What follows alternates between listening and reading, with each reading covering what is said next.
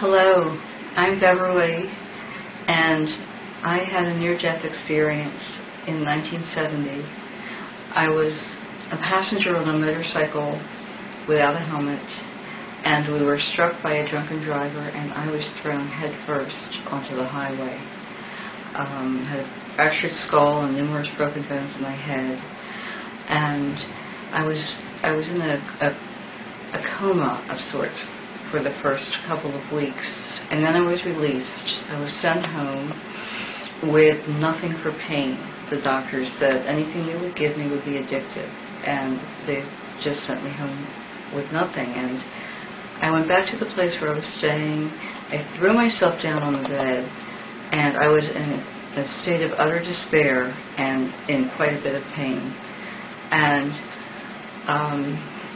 I had been an atheist at one time, but at this point, I consider myself an agnostic. And I said, well, God, if you're up there, this is it. You can have me now, because I can't go on like this.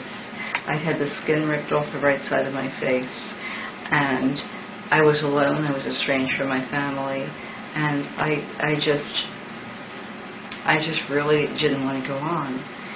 And with that prayer, I lifted up out of my body, and I just felt all the pain went away, and I was in this other ethereal body that was perfect, that didn't have the damaged face, the fractured skull. I had been declared legally blind without my glasses 2 years before this, and I could see everything perfectly, and more than we normally can see in every direction. But the most astonishing thing, besides finding out that I was not in that body and I was still alive, I was still myself, is that there was an angel on this ceiling of this room where I was staying.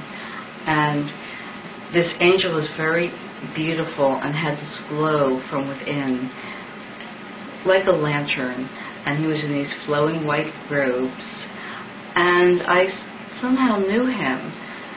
And he took my hand, such as it was, and we went flying out through the window. And I had no fear. It was like I'd been flying through windows all my life. And so we flew out. I was in Venice Beach at the time, which is a suburb of Los Angeles. And we went out over the ocean and into this area people call a tunnel. At the time, this was before all the books were written, it looked like a funnel to me. It had a wide opening and a very narrow ending, angled upward and to the right. And so I went into this tunnel with the angel, and it was just like completely leaving the whole space-time continuum that we're in. There was a feeling of there were no distances. There was also a feeling of there not being any time. And I was so alive. I was more alive then than I am here 37 years later, remembering this and recalling the story. And then at some point, the angel was gone, and I emerged from the end of this passageway between the worlds, and there before me was this being of light, which had previously appeared as just a little white dot at the end of this tunnel. And so this is where it's hard to find words to describe. This being was all things that ever were, are, or will be. And this being was also contained perfect knowledge, how everything works, perfect justice and compassion. And this being, I'll just say he, because we usually use the male pronoun, but this was not, a male figure, unlike the angel, was just loving me, just sending this perfect unconditional love, to knowing that everything about me and just loving me just the same. And I thought, well, this isn't the man on top of the Sistine Chapel, but I guess this is God. This is a being that's ineffable, that's omnipresent and omniscient. And but I had a few issues with God. I had been very angry for a long time, and I had a lot of questions. And what happened is I got into this telepathic discussion with a being of light, and all of your thoughts go out instantly, telepathically, and the answers come back perfectly clearly, more perfect than we can express things in words, because the entire picture is presented with all of its ramifications. And I also was capable of understanding these things, and so I got all my questions answered, and I thought, what I remember is not the answers. I don't know of anyone who's brought back all of the answers. I don't think we're allowed to. But I remembered that I knew this, and I said, oh, yes, of course. I already knew that. How could I have ever forgotten? And then I had no more questions because I got it. I got the whole answer, the perfect knowledge. It was so simple there. I understood how everything worked. I had this universal knowledge.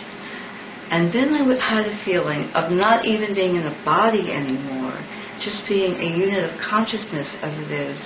And this being of light took me on a tour of the universe, just at the speed of thought.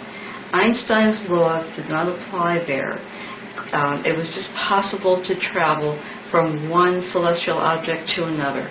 Stars coming into being, stars dying out, all of the beautiful objects, galaxies, comets, planets, all of these things, I just saw them as just beautiful, radiant, alive, and so magnificent.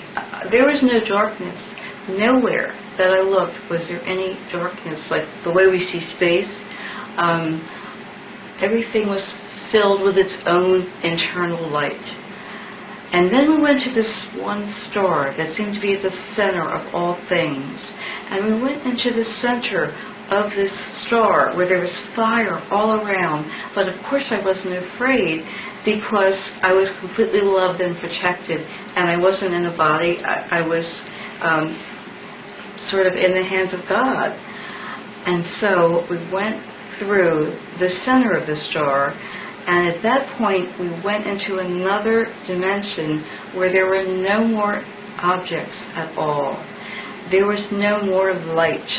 There was just the fullness of the presence, of the potential of all the worlds that ever will be created. And it was like going back into what is called the night of Brahman, the time of being before the creation.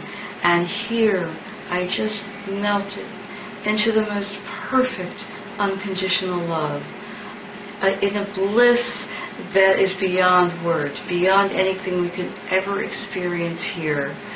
And it was like I was in this cosmic ocean, and I was a drop in this ocean, and somehow I remembered that I had been Beverly.